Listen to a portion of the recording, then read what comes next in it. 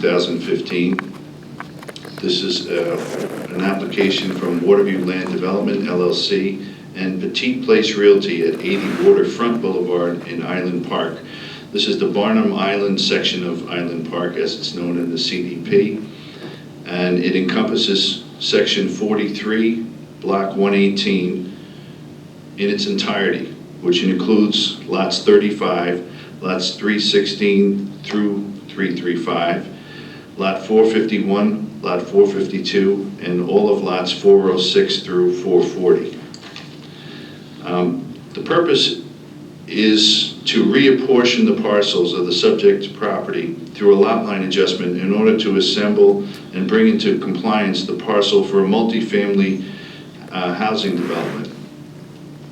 The subject property encompasses all of the lots contained in Section 43, Block 118, situated east of Beach Avenue, south of West Waterfront Boulevard, west of Pettit Place, and south of Waterview Road, with Rec League Channel to the south. That's one of the names, the older name for the channel. The total area of the subject property is 4.90 acres. And I think, just verify that I have the updated figures correctly here. The proposed parcel 1 will have an area of 1.498 acres, is that correct? Okay. Proposed parcel 2 immediately to the east will have an area of 2.31 acres, and proposed parcel 3 will have an area of 2.369 acres. Okay, these are the wrong numbers, and That's correct.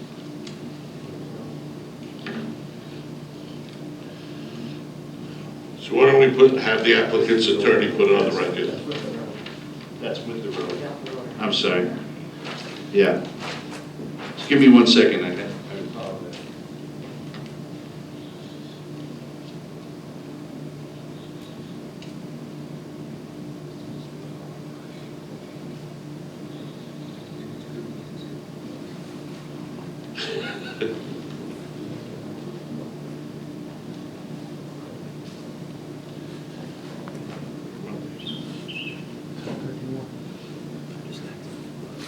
There's an amended map.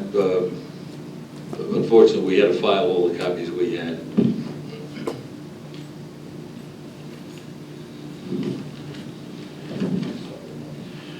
No, that was my mistake, not yours. The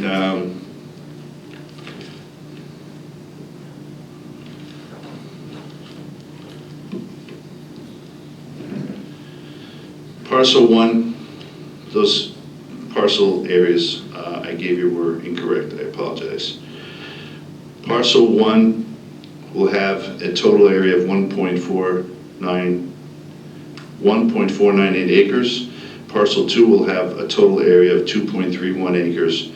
Parcel 3 will have a total area of 1.818 acres. And 2 and 3 together will have a total of 2.049 acres.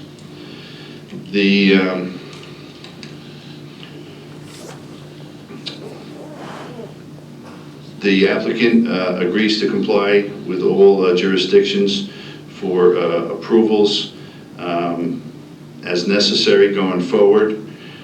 The town of Hempstead already approved the project, and we did too, I believe. The commission did, as far as the zoning part of it. The zone is now CA-6, which is a residential and industrial use. And appearing now, representing the applicant, is Al D'Agostino. CA-S, thank you, Al. For the applicant, Albert D'Agostino, firm is Minerva and D'Agostino, PC, 107 South Central Avenue, Valley Stream, New York. Listening to the remarks of the chairman at the beginning, there's nothing that I have to add to the presentation that was made by staff. Obviously we're required to get all necessary approvals to go through with the project, and one case I remember which involved the commission on that was Smallwood, Long Island Access versus Smallwood, a 1988 case that went to the appellate division, which held that one approval doesn't cover another one. Whatever gauntlet of approvals we have to go through, we will. Could you just, very, very briefly, what's the next step in this, assuming you got the lot line adjustment today? Okay, tonight I'm going before the zoning board of the incorporated, of the city of Long Beach.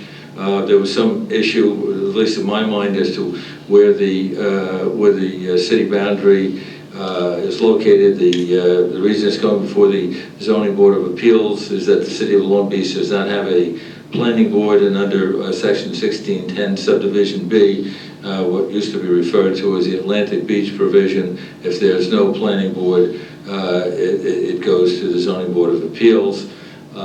And I'm fully expecting that they are either going to waive jurisdiction or take the position that they have no jurisdiction. I do know that they're delighted with the fact that the two restaurants that were there, Patty McGee's and the Coyote Grill, are not going to be rebuilt because with prevailing winds, they were being entertained by the music. Yeah, those were, they seemed like over-intensive uses when those things were up and running. There were a lot of issues with them. But, so what comes, so assuming you get through that, okay, what happens now after the lot lines adjustment has been approved? Are you coming forth? Yeah, before the town, we've got a site plan application, and lastly, to the extent that we have to rebuild any of the bulkheading that exists along the canal to the Reynolds Channel to the east, we will be making an application to the DEC relative to that.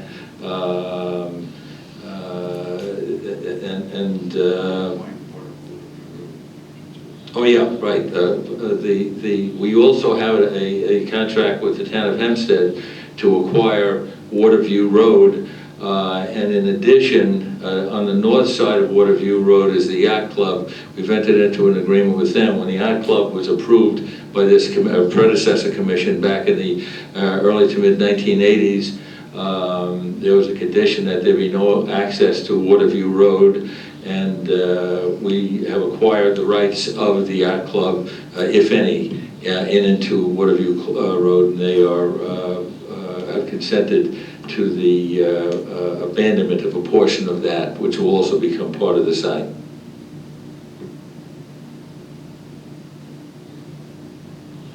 Any other questions for the Commissioner? We had an extensive discussion, no votes were taken in the pre-meeting, so everyone understands, and we reviewed the map. I have nobody signed up to speak. Not hearing or seeing anyone, will entertain a motion at this time. You may, Commissioner. I'd like to make a motion to approve NCPC file number 35-2015 with a neg deck. Is there a neg deck? Yes. Yeah.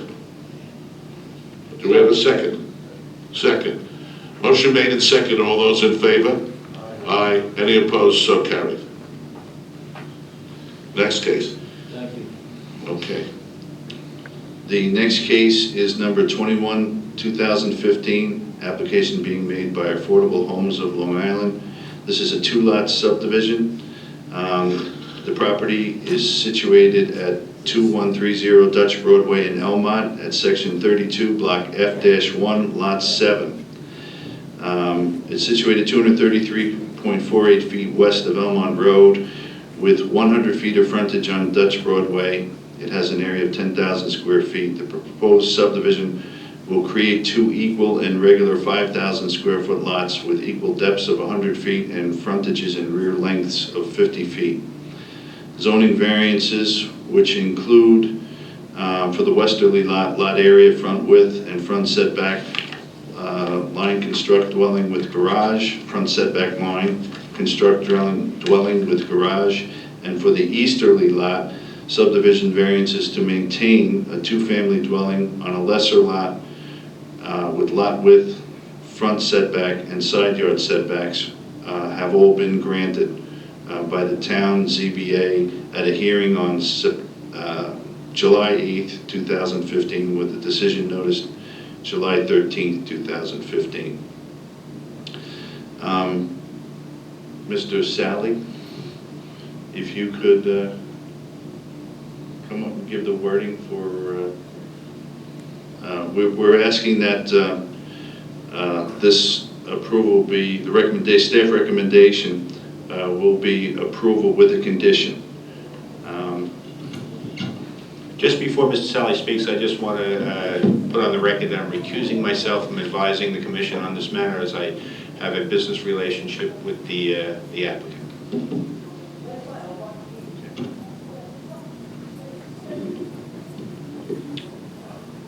The chair is also recusing himself due to a business relationship, turning it over to the vice chair. A little slow this morning. Yes. Okay, Mr. Sally, go ahead. Okay, thank you.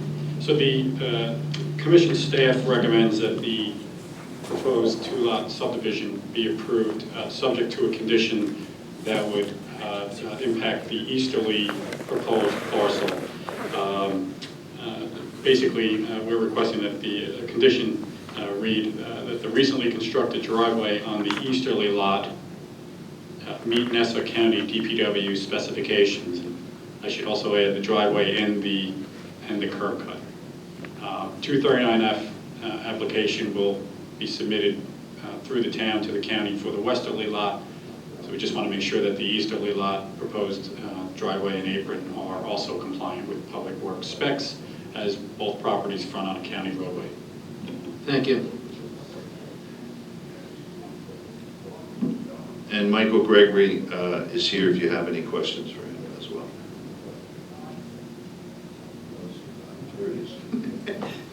Thank you, Mr. Butters. It's Michael Gregory of Permits R Us, LLC, 204 Westbury Avenue, Carl Place, New York, 11514. Good morning, Vice Chairman, members of the board. As per Mr. Butters' testimony, this application has already been subdivided at the Town of Hempstead Zoning Board to create 2 equal 50 by 100 lots. This variance was granted on 7/9 of 2015, which I believe you have a copy of. Yes. And as far as the condition is concerned, I would like to bring to the board's attention that the applicant has already hired an engineering firm to do a 239F application to Nassau County. They have actually picked up the paperwork on last week, and they will be submitting it to Nassau County on this coming Monday. Excuse me, they're just waiting a transmittal letter from the Town of Hempstead to hand deliver it to Nassau County to save some time, because there will be some delays with the Town of Hempstead forwarding the paperwork. So my applicant is in the process of obtaining a transmittal letter from the Town of Hempstead to speed up the process. As far as the condition on the existing property, the applicant has in the past built on county roads, and this condition has never been put onto an existing property. If there's any way this condition could be lifted, the applicant would greatly appreciate it. All they did was replace an existing curb cut. Yes, the existing curb cut does need a permit, and my client has failed to file for a permit, but he will file for a permit for it. But as far as drainage is concerned, it's very difficult to get it on this parcel, as the sewer, water, and gas lines are all ran already, and to get it to put a dry well in the back, yes, that's easy to do, but to pipe the dry well and to cut the driveway and to put in a drain, that's a little difficult. So if the board will entertain that, we would greatly appreciate that, but if not, we will accept any condition that is given. So you're saying that there's experience with having built on county roads before, but you then said we were unaware that we had to comply with this condition. Well, can you be clear about what it is that you were unaware Yes. of? Was it They were getting a unaware. permit for the curb cut, or for designing the The 239 for the existing house, because in the past, they have subdivided on county roads and have gotten 239F approvals for the proposed house. But for the existing house, they were never asked to get 239F approval, because it was already pre-existing. And maybe the rules have changed since their prior doings on other projects on county roads, but that's what I had meant. Just one minute. Mark Butters. Just to interject, the first survey that was submitted for this minor subdivision provided for no off-street parking for the house that will remain to the east. Off-street parking is a condition of the variance granted by the town of Hempstead, and it is a condition of the approval for subdivision by this body. You can clearly see from the photograph, which I took earlier this week, that the driveway and the apron are brand new. And to the best of my knowledge, the driveway apron was not permitted. So that's why we're asking for the condition that this driveway and the apron be brought into compliance. That's separate from the 239F process, which will, as Michael indicates, be coming soon. Okay, Mr. Sally, you wanted to, I saw you standing up. Do you want to comment? Or Bill, would you like to comment? Bill Nimmo, Nassau County Department of Public Works. We might be able to control the installation of this driveway through the permitting department without a 239F for the entire lot. We have to make sure that it drains properly, that it's the right concrete mix, and that it's done safely. We might be able to monitor that through just the road opening permit itself without a full 239F, but I'm not sure until we see the site, how it relates to the neighboring property. That driveway was installed recently, and it needs to comply with any site changes done to that parcel to create the other parcel would need to be approved by this department. So could you just clarify, on someone's existing property, are they allowed to get a curb cut without getting a permit from? On residential properties, if we control and meet both Nassau County specs without the full 239F review, we do it that way. Because we don't need sewers to look at it, we don't need a lot of the other things that go on in a 239F to be involved. I'm not sure if that's going to be the case on this until we actually see what was there, what is there now, and how they propose to relate to the neighboring property. So we have issued curb cut permits without a full 239F review in the past. But my question was, on an existing property, is it necessary for a homeowner to get a permit before doing a curb cut? Yes.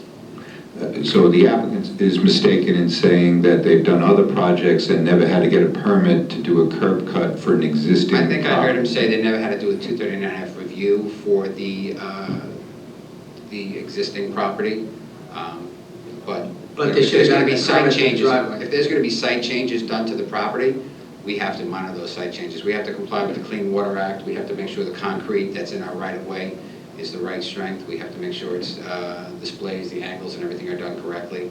It's not going to interfere with any utilities that are in the area. So there's a process that the county needs to go through to protect. There's also another issue. Marty, can you bring up the site plan, please? The survey. Okay, where the driveway is now will not be in compliance because there has to be a 5-foot side yard setback. Not so much the setback on the driveway, but on the curb. The apron has to be a certain distance from the property line to make sure they're not crossing the neighbor's property as they exit and enter their property all the time. So again, through a survey, it's a lot different than a full set of site drawings that we would need to see for this. So that would, I think we can protect the county on both parcels through the 239F on the one, and most likely through a road opening permit on the existing home. Most likely. Okay. Anybody in the public wish to be heard? Seeing none, any commissioners have any other questions? Mark, do you want to just read how you want this condition so that the commission can make a motion?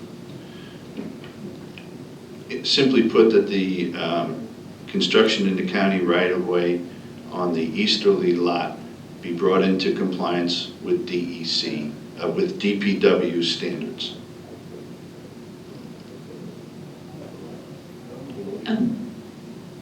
Mr. Chairman, with respect to NCPC file number 29215, I recommend approval of the subdivision with a negative declaration condition on bringing the property into compliance with all Nassau County DPW specifications.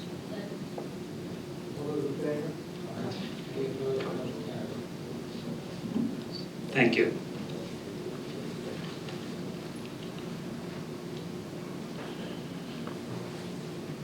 The next Mr. minor sub... Chairman, would you like to come back in? Oh, yes.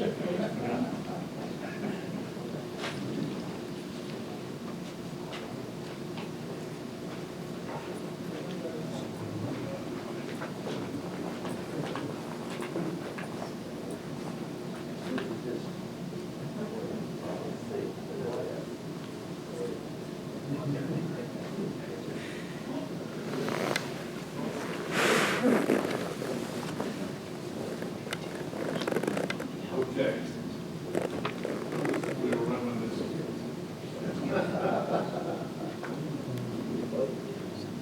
Yeah, no.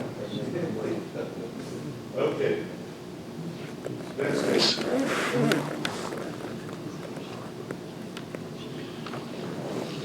The next case is number 61, 2014. Very well said. The applicants are Kevin Keene and Lorraine Rogers. The property is at 3673 and 3675 Somerset Drive in Seaford at section 63, block 57, what was formerly parcel 73 and now lots 73 and now is lot 82 through 85 inclusive. The minor subdivision application was approved on January 8th of this year by this body. The purpose of this item is to ask the commission to resolve to accept an amended survey provided by Frank Ferrantello dated October 1st, 2015, which purports to properly reflect the riparian boundaries of the subject property originally intended to be part of the subdivision. Because the prior minor subdivision survey dated 10/27/14 did not include a portion of the former section 63, block 57, lot 73, again intended to be subdivided by the then sole owner, Kevin Keene, when deeds were filed and the tax map updated, inadvertently 4 lots were created instead of the intended 2. Which is why at this time co-applicants Kevin Keene and Lorraine Rogers seek to amend the prior approval with the survey of Frank Ferrantello dated October 1st, 2015. If the Planning Commission decides to approve this amended site plan with the riparian boundaries properly represented, we would also condition it upon the DEC approval or waiver of approval for the map, for the survey as well. Here to speak for the applicant is Paul Bloom, Esquire, of Harris, Bloom, and Archer. Sorry. Good morning, Mr. Chairman, members of the board, Paul Bloom, Harris, Bloom, and Archer, 445 Broad Hollow Road, Melville, New York, appearing for both of the applicants, former husband and wife, now that their matrimonial is behind them. Are there any questions? You didn't do the matrimonial. I did do. We don't do matrimonial, and I think it's a good example why matrimonial attorneys should not be doing real estate. Very well said. Any questions? I have none. Anyone from the audience? Nobody signed up? Hearing or seeing anyone, we'll entertain a motion. Mr. Chairman, with respect to NCPC file number 61 of 2014, to 14, am I in the right? Yes, I guess that's right. It's a year old, predates me. I recommend approval with a negative deck, and the approval is to accept the corrected and amended survey of Frank Ferrantello dated October 1st, 2015, and conditioned on DEC approval. Thank you. I'll second that motion. We need to get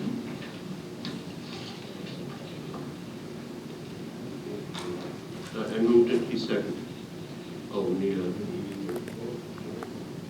We have five. Motion made and seconded. All those in favor? Aye. Any opposed? So carried. Thank you. Have a nice day. That's it. Anyone else, Pat? Okay, we'll make a motion this time. Go to the last public hearing. So move. Motion made. Second. All those in favor? Aye. Any opposed? So carried. This is NCPC aspect file number 19, 2015, section 44, block F, part of lot 408 at East Commercial Avenue, located in East Garden City / Uniondale in Garden City Post Office, Town of Hempstead. Nassau County would like to issue an RFP to interested persons for the purchase and redevelopment of 3 vacant and abandoned buildings and adjacent land located in East Commercial Avenue, known and designated as Section 44, Block F, part of Lot 408 on Nassau County land and tax map. The county acquired title to the Mitchell Field property from the Navy in 2011. The building will be transferred in there as is where it is conditioned. The successful proposers shall be required to subdivide these building and adjacent land from the remainder of Lot 408 at its sole cost and expense. The subject property consists of approximately 15,000 square feet of land improved with 3 single-story abandoned buildings totaling approximately 2,842 square feet. It's located within the vicinity of Mitchell Field Veterans and Active Military Housing Complex and Nassau Community College. Building 1 is 510 square feet. Building 2 is 1,856 square feet. Building 3 is 476 square feet. The brick buildings were constructed by the Navy in or around 1951 and are in disrepair. The buildings were used for mechanical rooms and storage by the Navy. DPW has not approved the release of the property, but advised to move forward while they are still receiving the comments from staff. Okay. This time, anyone in the public like to speak? Nobody signed up, no one likes to speak? Just on the last point, so the, first of all, this is just a hearing, blah, blah, blah, so we're not making any vote today on the final action, but the final action would be an RFP. It's not, so that's why DPW is saying at this stage they don't have to have done the more extensive analysis of what's at the site. Is that correct? As DPW is reviewing the site, they felt it's not required to move forward with the process since it does take a few months and ultimately has to go to the legislature. Okay. Mr. Chairman, I'd like to make a motion that we close the public hearing on OSPAC file number 19 of 2015. Is that 19? Yeah. And send the item to OSPAC. Motion made and seconded. All those in favor? Aye. Any opposed? So carried. Next, the disposition calendar, the comment period is closed. Next. NCPC aspect file 17, 2015, section 49, block 226, part of lot 4 at Storm Basin number 281 in 2 Lane Street in the village of Farmingdale. The village is requesting a 10-foot wide easement to install a water main through basin number 281 to upgrade their water system and create a high-pressure zone. DPW approves the easement and water main conditioned on the following. 1, an easement to include a hold harmless clause to transfer liability from the county to the village for water main and basin. 2, submission of as-built of the water main. 3, restore basin to how it currently is after construction of the water main. And 4, notify the county of all construction to allow for someone to be present on the site. At the October 14, 2015 OSPAC meeting, the Commission approved the easement 5-0 without condition. Staff recommends Planning Commission approve the easement conditioned on the 4 DPW conditions just stated. Well, as the chairman said, we don't take public comments at this stage because we did that at the earlier stage. This looks like a good thing in terms of the county working with the village and water district, a good cooperative arrangement here. There's no, no kind of turf kind of nonsense that you maybe think goes on in these kind of settings. It's a county facility, but the county's willing to allow this pipe to go through there, and I know it's an important thing to the people in the area because they've had problems with water quality, and this will probably go a long way towards resolving the problem. They have a number of dead-end pipes that this will allow for more pressure and improve water quality, so it seems like a good thing. Mr. Chairman, I'd like to make a motion to approve the disposition for NCPC Aspect File Number 17 of 2015, with the 4 conditions that were read into the record from DP. Motion made and seconded. All those in favor? Aye. Any opposed? So carried. Okay, on to the zoning agenda. What I will do is proceed to describe the pure LD cases. At this point, or however the commission wants to do it. Yes, the chairman wants to do it. Okay. Because I have to go to a funeral, so I want to be present for the liberal.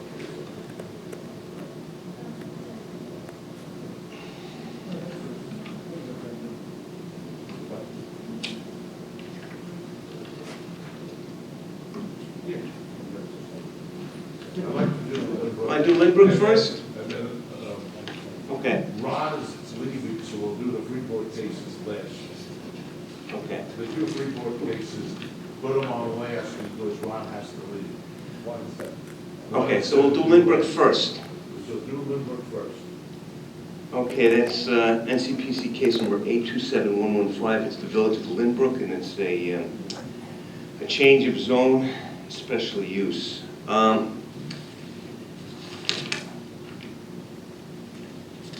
Try to do the short, not the short version, but the shorter version. All right, this is a proposed change of zone from residential AA, oh, wrong one, I'm sorry. Item number 9, it's a proposed change of zone from residential A to commercial to build a 2-level parking lot, sub and at grade for use by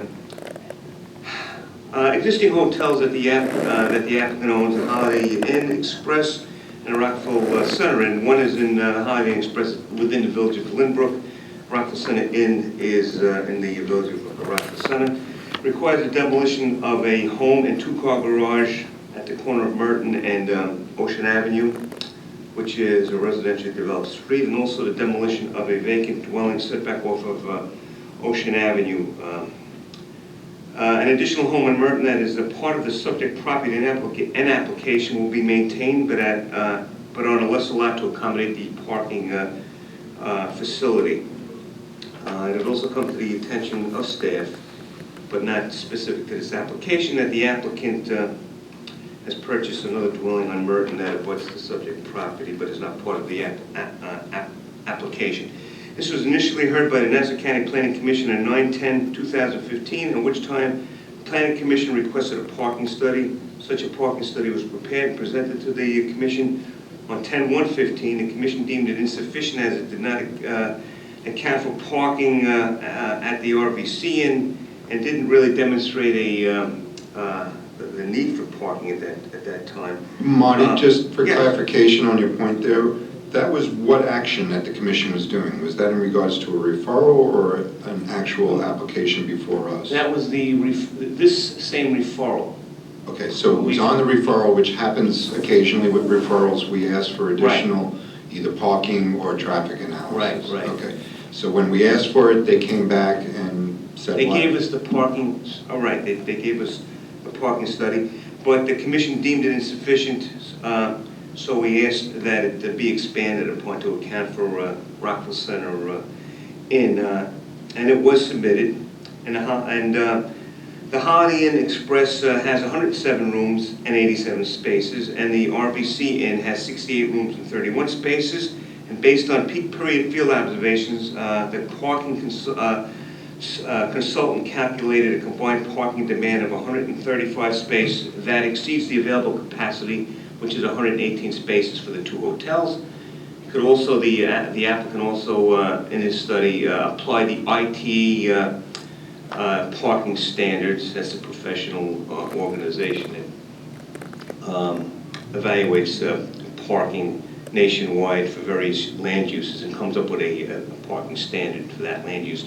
And a combined demand for the 2 hotels is 210 spaces based on applying ITE standards.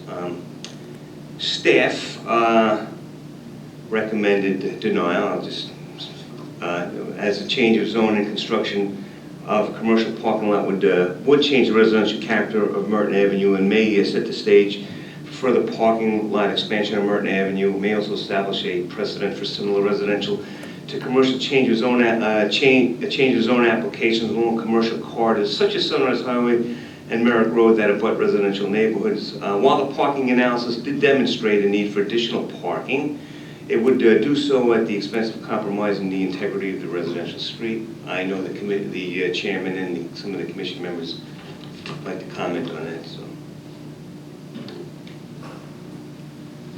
On the subject premises, I am familiar with it over a number of years, and in our pre-meeting we discussed it with the commissioners, and I gave them the history of the both hotels, one in the village of Lynbrook and one in the village of Rockville Center, and the Merton Avenue properties, which are in a state of disrepair, as well as the fact that it is a shortcut to the Rockville Center Park and the Rockville Center DPW building. I think that this proposed use would be an enhancement and a benefit to the neighborhood. Instead of 2 derelict houses, there will be a buffer to the commercial use of the hotel, which has been there for at least the early 70s. So I heard from one of our commissioners subsequent to our discussion that they want to only condition it on there as an extensive landscape buffer and to satisfy the neighbors, and to make sure that to the extent that this parking area is not visible or minimize the visibility to the adjacent and adjoining residential street. And I think that's a good condition that we could embrace, and I think the applicant would understand and could be embraced. And I think it would help move this forward. Okay, I'm hearing from you. I'd also like to say that this is very important. We all take a very serious look at something like this where they're changing the character of the neighborhood, and consideration for the time and energy that the residents put in to writing letters and to attending meetings and so on. I think the least we can do is accommodate them with some bigger trees and some really nice landscaping. And irrigation. And irrigation. So it survives. And Mr. Chairman, I would recommend that the buffer be at least 15 feet in width and have multiple height plantings. Yes, I'm concerned about noise and also the lighting for the parking lot, so the further back it is, the better. The only issue, 15 feet can't be done. the only problem is they have to maintain certain parking dimension standards in aisle width and all Right. that. So You may have to do less to the extent practical, to reconfigure. practicable, I think we should say, but I don't think. Well, what's the, what kind of buffer are we talking about? Because if it's de minimis, it's of no consequence, positive consequence, so what are we talking about? I thought the opinion mentioned it at 5 feet, but I have to verify it on the site 5 plan. feet? I'm not sure if that's what it is or not. No, I agree with that. Yeah. This is the zoning cap. This is not coming across the subdivision. We can dictate and change. Okay, this is what's filed with the village, and what we have reacted is what's filed with the village. So they filed for 5 feet, and I want to put an extensive buffer in that 5 feet. Landscape and irrigation for that. How about multiple heights? Okay, Okay. all right. So do we have a motion? Just before you get your motion, I just want to put on the record that I'm troubled by the accusation, and I want to be clear that I understand that the applicant may defend themselves and disagree with the accusation, but there was a consultant that wrote a document. The name of the consultant is not in the staff write-up. But do you want to put it on the record? What's the name of the consultant? Sean Mulray. But you know, this is something we deal with all the time, where people say this project is going to require additional parking above and beyond what the applicant is offering, and there may be traffic impacts above and beyond what we're being told. And then we have professional consultants out there that do these analyses, and on some level we have to have some confidence in them. And if they do the analysis and then in a very short order the applicant is quickly buying other property and working on a development to put in additional parking, it seems to suggest, and there's an accusation in some of the letters written by the neighbors, that they knew these numbers were not going to work a long time ago. So I have to say I'm very troubled by that. I do want to acknowledge that they're just accusations, but it does speak to our process. We have professional consultants that do traffic and parking analyses. If they do that and then in a short while later they're coming in with proposals for additional parking, then, you know, are we just being played with here, or did they know all along that these numbers weren't going to work? So I'm very troubled by that. I just want to put that on the record. And Mr. Chairman, if I may also add to what Commissioner Lewis has said. My understanding is that a parking analysis was performed, but a circulation analysis was not. And that would, I believe, should be required, because it would be good to see what the impact on the roadway system of the residential neighborhood would be of this proposed facility. Jeff, I think we're getting a little far afield here. That we are just being asked to react to a referral from the local jurisdiction. Just making the recommendations. And with respect to their jurisdiction, and it's also a county road, the county jurisdiction with no left turn lane, things like that, they'll plug that in. And with respect to the circulation study, I think that is part of the parking study. With respect to it, it's going to be on site. I think the best thing we could do is make a motion with respect to the extensive landscape buffer. And lighting, You could vote against you know, we could cite lighting and noise and litter and all that stuff. The village. Yeah, but how do you supermajority? Mr. Chairman?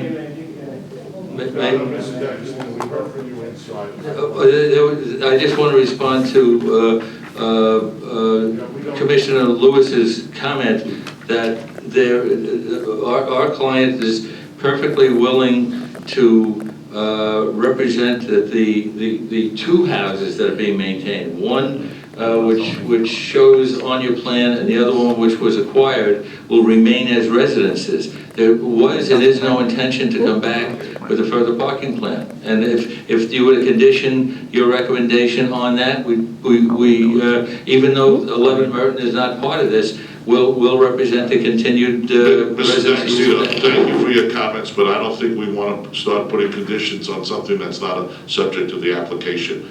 I think that's up to the village to do that. If the village wants to do that, and your suggestion could go to the village. I want to stick to the issue at hand here. I think we complicate things more than we have to here. So, I need someone to make a motion, and include in the motion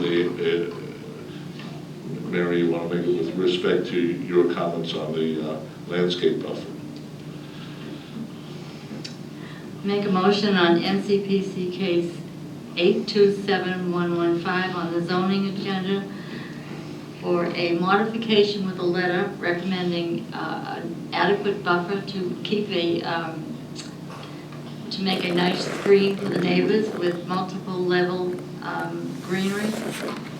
I think what you want to say is LD with a letter. LD with a letter. Okay. Motion made and seconded. On the question, all in favor? Aye. Can I say one thing? The house that they're maintaining on a lesser lot, we could condition, because it is part of the application, that remains, because it is part of the application. Okay, that one we will, but not the one that isn't. Is it a separate LLC? So will the maker of the motion amend that to Okay. include that? Amend the motion on NCPC case number 827115 to maintain the house. Which one of the houses? Is there a street address? 11 Merton, I think. 11 No, Merton? that's not, that would be 9. That's No, 9 okay, Merton. 9 Merton House, Merton Avenue, Right. to retain the residential character of the neighborhood Okay, with the proper buffer. with the proper buffer. Okay, motion made and seconded as revised. All those in favor of the motion so signify by saying aye. Aye. Any opposed? So, I'll abstain. and one abstention. Commissioner Lewis abstains, and Chairman Greenfield is going to recuse himself from the meeting at 11:15. I have a funeral to run to, I'm sorry. And I'll turn the meeting over to Vice Chairman Shapiro to conduct the rest of the zoning calendar. Thank you, everybody. Thank you. Okay. There were no nays on that, right? If I'm not mistaken, just one abstention? Okay. All right, now I will do the other pure local determinations. I will read those into the record. And the first one, and I will do items 1 and 7 at the end? Yes. Okay. So we'll start with 2 first. Okay. All right, item number 2 is SCPC case number 10-8115. This is within the building